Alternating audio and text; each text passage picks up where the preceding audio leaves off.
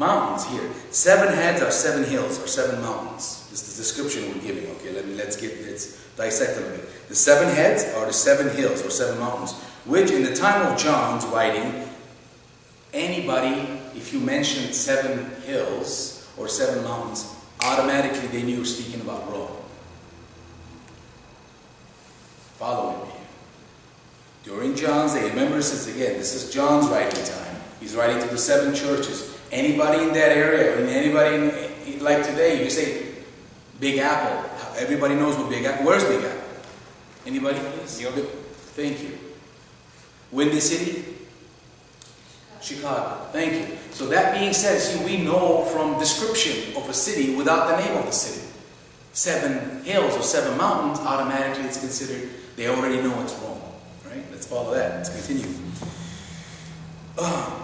7 hills, which the names of, if you guys want to write it down, if all you taking notes, Bible students, 7 hills: Palatine, Aventine, Callium, Equiline, Vivinal, Criminal, Capitoline. Get the movie. No, just, let me repeat it slowly.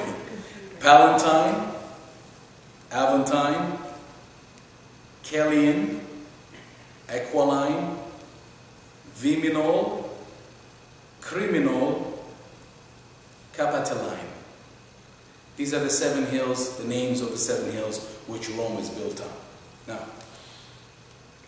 which represents the area where Antichrist and one world government religion will be from, which symbolizes the resurrected Rome Empire, and now we see how this kingdom is working. You see, this is from the resurrected Rome it's going to come from.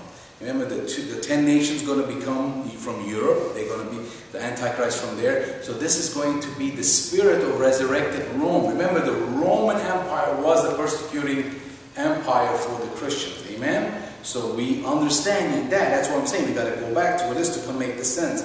It's going to come from this particular, this whole one world religion. It's based in this particular city. And this Antichrist is going to be coming from that city. And a little bit later, I'm going to give you the description of exactly who Antichrist is. You guys thought this was a boring Bible study. I'm going to tell you guys exactly who Antichrist is. Tonight. Tonight, yes. Not next week, tonight. Next week, we're off, by the way. So, let's go to verse 10, please. Ինքը ինգածեն մեկը գա, իսկ մյուսը թե եկած չէ։ Երբ կա, պետք է որ գաճ ադեմ մմնա։ Thank you. Every time? 10. Okay, I'll get it. Or Bill. I'll get Bill to do it. It's okay. No, it's okay. So you don't have to, okay, go for it. Okay. Verse 10. Yes, please. And there are 7 kings, 5 are fallen, and 1 is, and the other is not yet come. And when he cometh, he must continue on a short space. Let's read this. I'm going to read it. Thank you, by the way. Because it's very important that we understand this is continuation of the 9, by the way. There are also, it says 7 kings, 5 have fallen, 1 is, and the other has not yet come, and when he comes, he must continue a short time. What is he talking about? We're going to find out. The 7 kings are the Roman Caesars. The 7 Roman Caesars are we talking about? Why 7? Let me explain. Because 5 already has fallen. That means they're cut down. Fallen means cut down. In Armenian it says, Ingadzen. That means they're fallen. That means they've been destroyed. That means they had a short term of life of sort. They didn't die from natural deaths. Okay, they died from some type of they were killed. Alright. So 5 has fallen. 1 is, because remember, Domitian was the Roman Empire during John's at the time, which was also, he was also cut down, he was also killed. Alright, so Domitian was the emperor during when John was writing this. Okay? Before that, we had Julius, Claudius. Julius was assassinated. Claudius was poisoned. Tiberius was smothered. Caligula was stabbed. And Nero, he committed suicide after becoming completely psycho with the spirit of Satan in him. So we're seeing these 1, 2, 3, 4, 5 fallen. One is, and one to come. Who is to come? Jesus. Antichrist. Also, a different view, there's another view for this, but this is the most logical, detailed view, and I'm going to get into it a little bit more in the next few verses that we're going to get to. But you see, the five Roman emperors I spoke of right now, every single one of them had been killed. Every single one of them was killing Christians. Every single one of them were very, very, very, very horrific Caesars. They were, if you read their biography, which I did, by the way, you can't sleep at night. If you want to watch a horror movie, read about these guys. Don't watch a movie, just read. You won't sleep. You'll see how bad they were. So that being said, and then we have Domitian now, which is, so you got 5 cut down, 1 is, and 1 to come. And 1 to come for a short time. And when we get to that, what does that mean? 1 to come was the Antichrist, is the one who's 1 to come. And after he comes, in short time later, we're going to get to that in the next verse. But there's another view. Another view is a different view, is the 7 empires. Instead of the 7 emperors, 7 empires that preceded, meaning that Egyptian Empire, the Assyrian Empire, which we went through it before, the Babylonians, the Neo-Persians, the Romans, and the Greeks. Finally, the 7th and 8th. In my opinion, the 7th and 8th, the 7th empire is the English Empire, England. And from it, the spin-off is the other empire, which is called the United States of America. This is another view, another discussion. But let's keep it to the simplest one possible right now. But I have to give you guys everything. This is a lot of good stuff here. And there's reasonings behind it, why it's being seen that way. But both of them come to the same conclusion, though. Both of them bring us to the Antichrist. Both of them bring us to the end of what's going to happen and what it is, the purpose for it. All right? So with that, we'll go to verse 11, please. Այդ քազանը որ գար, հայց չգա, անան ութներորդն է, յոթնեն է ու գերթա թևի գորուստ. Thank you. Brother, it's 11. And the beast that was and is not, even he is the 8th, and is of the 7, and goeth into perdition. So, how does that work, right?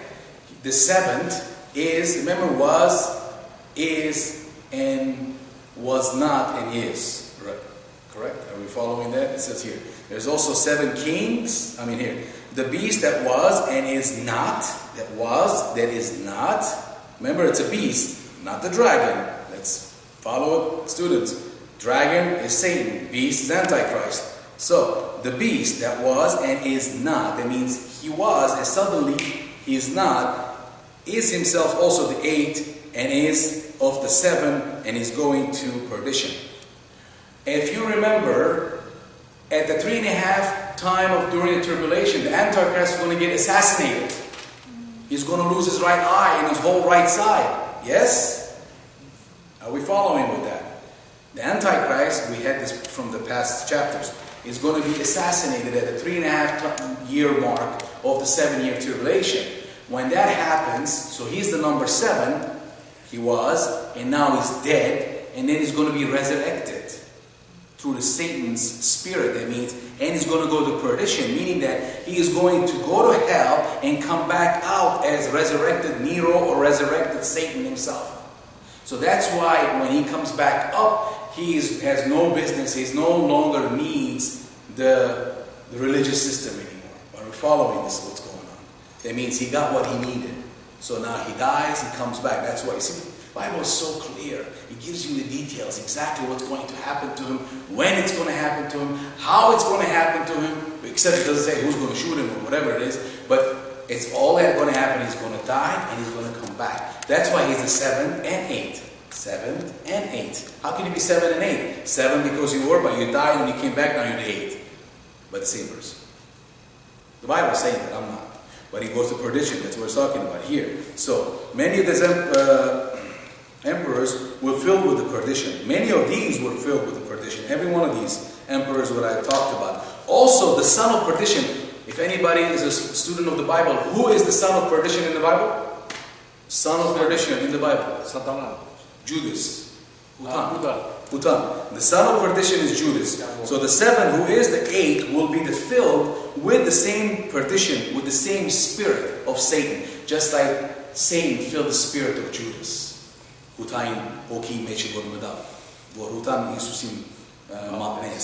Same thing, okay? As he could be reincarnated Nero, who is the final 5, the number 5. Remember, the 5th final emperor who was already done before John was writing was Nero. And Nero was worst of all of them, I was saying. So after being assassinated, dies and he comes back, devil-filled perdition, and with waste, with the arch enemies of Christ. That's what's happening. Are we getting the picture? Alright, with that we go to 12 and 13. Դասը եւ չերները, որ դեսար, 10 թագավորներ են, որոնք թեր թագավորություն ստացած չեն։ Սակայն Քազանին հետ 1 ժամու չափ թագավորներու պես իշխանություն պիտի առնեն։ Անոնք միևնույն նպատակը ունին, իրենց զորությունն ու իշխանությունը դալ Քազանին։ 12, 13, please. And the 10 horns which thou sawest are 10 kings, which have received no kingdom as yet, but receive power as kings 1 hour with the beast. These have one mind, and shall give their power and strength unto the beast. Remember, these are short-term kingdoms. Short-term meaning that by the time these become the United Nations of Europe, of 10 nations, by the time this happens, this whole thing starts already. So their term of lifespan as the kingdoms are short. That's why it says about an hour. Alright? And God's hour is not just 1 hour. What I'm saying, it's a short term. This 10 horns also gives us the 10 kings. Back in Nebuchadnezzar's dream, if you remember, there was a 10 toes as 10 kings. So this is what's being used that all the way back in Nebuchadnezzar's time, God already spoken to us of what's going to happen in the future, of our future, not even their future, I mean everybody's future. To the end times, talking about the 10 kings, the 10 toes that Nebuchadnezzar saw in his dreams on the statue. And this new EU will rule for the Antichrist and give their total support and power to him. So this 10 nation is going to be one, and their leader is going to be the Antichrist, the man with the plan, with the $30,000 question or whatever he will call it. He's got all the answers. He's going to make the world a great place. Speaking with that, verse 15, please. And we're almost there. 14. Okay, 14. So, sorry. I get excited. Ասոնք պիտի բادرազմին Քարնուգին հետ, եւ Քարնուգը պիտի հաղթե անց, քանի որ ան դերերուն դերն է, ու թագավորներուն թագավորը, եւ անոր հետ եղողները գանչված, ընդրված ու հավատարիմ են։ Thank you. Monica? Sister? These shall make war with the Lamb, and the Lamb shall overcome them. For he is the Lord of lords and King of kings, and they that are with him are called and chosen and faithful. Thank you. So we all know who the Lamb is, right? I hope. Jesus Christ, the Lamb of God, the Lion of Judah. So this says here, so all of these, collectively go against the Christians. All of them combined. And the converted Jews. But the Lord will overcome them. That means the Lord is going to prevail in the end. He's not going to let them take the upper hand over all these Christians or the new, remember, every time I mention Christians now in the last, several weeks after after chapter 2, we've been raptured. It's not us Christians we're talking about. The new tribulation saints, the new Christians who are going to be, majority of them are going to be Jewish. All right? With that, we go to verse 15. Նաև ըսավ ինձի.